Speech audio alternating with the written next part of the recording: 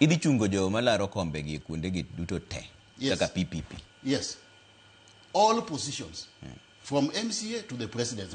A counties prangwen gabiro gi te constituencies No, not necessarily. Not necessarily. What the team of Billy on my pain. In a presidential race. Or can spread yourself too thin. Yeah? Niketing any campaign in the campaign is expensive. Ingi yo kuonde mineno ka inyalo timangoa, kuonde minyalo yude kura. Kura na wuon okase nyisi strongholds naka. Donga ase nyisi jo lupo ka, ase nyisi jo pur, ase nyisi jo mining ka, ase nyisi jo matiye serikal ka, ase nyisi kijende maonge tije ka, ase nyisi mine maonge pesa ka mage strongholds. To bunge ka mondo mi chik midwaro kadhi nyaka ibed jogi moyier. No to gibiro dhi ataro mar chik midwaro. Aburo chungo ji kuonde ma strongholds na ginitie. Value chains gi strongholds na gin value chains, ok gin kabila. Gin value chains. So value chains gi gin across the entire country. Okay. Aburo chungo ji e positions go. Duto te. But abo drogi from those value chains. Okay, aneno ka sakoro mai wawang wacho minimo gike nango. Idhi nyaka debe kosibro riwore gi ngat machielo kosibro wek laro kom ni ka koro wecho wiro maliet.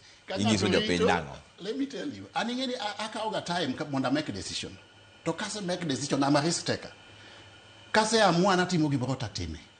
Ane race ni kenda di bede debe, adi bede president. Kapo no udhi chorana di tiyo gengato, ubro bedo a post-election arrangement. Yeah?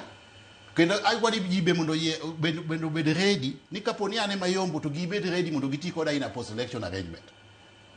Omi PPP ni onge nomination made the presidential candidate. No, adi seek the ticket. Nitie a process. Tinga madi lero kodi. Nitie jibang'eny, and that's the essence of democracy. Ngata madwa chung president godhi manyo ticket. Abe adi manyo mna ticket. Sani gima wacho ni abro seek ticket mar PPP.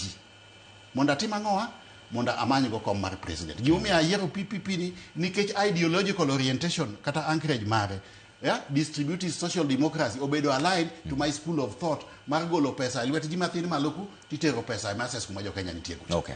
Emo me yakwa jo Kenya gimuolo ni mondo gi dial *509 hash. Bas gi to PPP kata 993 gibed members mag People's Prosperity Party. Okay. Mondo wadhi gi biluongo ni third liberation. Right. Kanyakla wagol lweny mar third liberation ni Kenya ka wasebedo gi liberation ariyo. Mokwongo ne mar independence ja. Mar ariyo ne multipartyism. Liberation mudong sani en mar uchumi. Okay. Mae liberation madwa telo ne emo yadwa bet president. Alright, ero kamano nyako message gi. Mheshimiwa Eliud